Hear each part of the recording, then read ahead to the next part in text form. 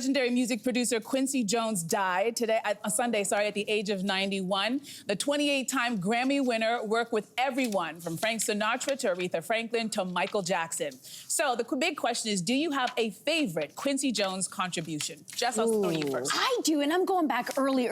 In the mid-50s, the U.S. State Department asked Dizzy Gillespie, the great jazz musician, trumpeter, to almost collect a group of the greatest jazz musicians and travel as jazz ambassadors to places like Europe, the Middle East, and South Asia, I believe, Southeast Asia. And Dizzy was so busy he couldn't do it. So he tapped this young guy named Quincy Jones, who was 22 at the time. And Quincy helmed this massive 10-month project where they spread and played with musicians all over the world. Some of these musicians from different parts of the world who'd never seen a saxophone before, but they all got together. And then later, Quincy had this to say: jazz help us to build bridges and tell a larger story of America and of ourselves. And music and art allows us to better understand one another, to respect and value our differences, and more important, our similarities. I just love that, that he brought people together with music. Absolutely. That's true. For me, it was when I was 8 years old, and this amazing video with my favorite artist came out called We Are the World. And who was at the helm of that? You can see him conducting it.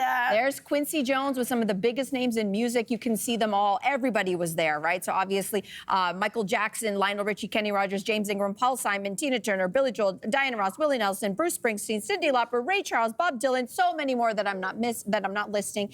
And even though that was the brainchild of Harry Belafonte, because he was inspired by the Do They Know It's Christmas version that had happened a few years prior in the UK, it was Quincy who knew how to craft the sound like he was conducting his jazz orchestra. That's voice, this one sings this.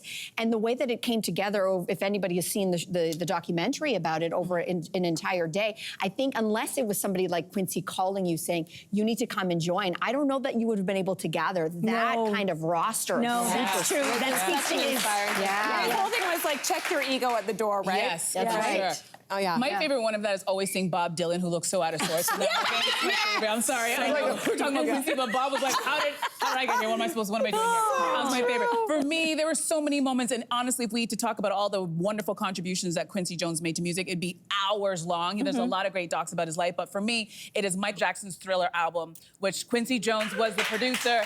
And there was a lot of things. First of all, they won 8 Grammys. It's how many? I think it was 32 million copies worldwide, making it the best-selling album of all time. Still to this day, And it also broke a lot of racial barriers, because at the time, MTV is where all of the music videos were aired, and they were not giving equal time to Black artists. But this music video, which was the brainchild of Quincy Jones, broke that and made Michael more mainstream with pop music. Yeah. And it also changed and had a lot of people seeing music videos as an art form.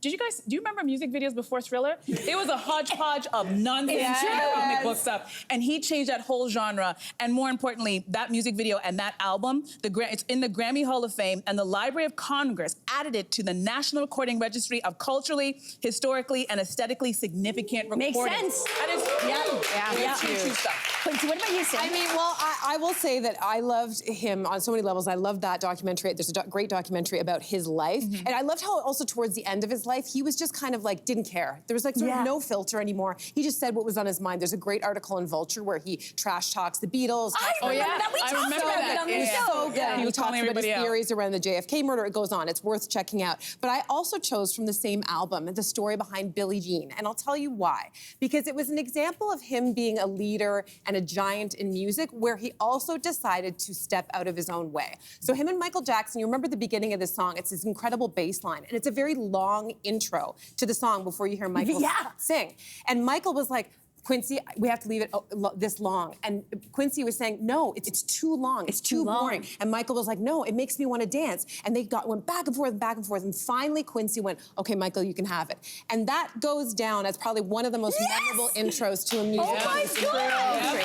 So again, his leave his ego at the door. He was allowed to leave his ego aside. That is so cool. What a legacy. What a legacy. Music legend. Hey, you, come a bit closer. We've got so many more must-see interviews, spicy debates, lifestyle tips, and pop culture moments. So subscribe to our channel by tapping the logo below and don't miss out.